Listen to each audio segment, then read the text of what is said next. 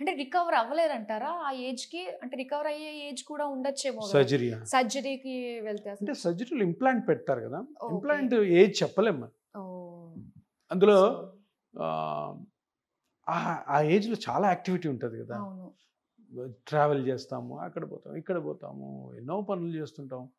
Old age కాదు కదా! So, హ్మ్. ఇంప్లాంట్ సరిగ్గా అంటే రావచ్చు ఎక్కువ రోజులు. రాలేదనుకో హ్మ్. పొరపాటున దెన్ నెక్స్ట్ వాట్? ఓకే. ఏముండదు.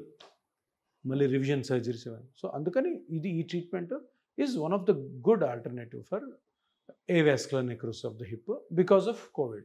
సో ఇది చాలా సేఫ్ కూడా. Safe, zero risk, okay. 0% risk. Nothing is going to happen. Okay. హ్యాపీగా రికవర్ అవుతారు. సో మనకి ఈ రిజల్ట్ అన్నది ఈ ట్రీట్మెంట్ అయిన తర్వాత ఎన్ని రోజులకి మనకు తెలుస్తుందంటారు? ఫస్ట్ సిట్టింగ్‌లో హ్మ్. పిఆర్‌పి చేయం.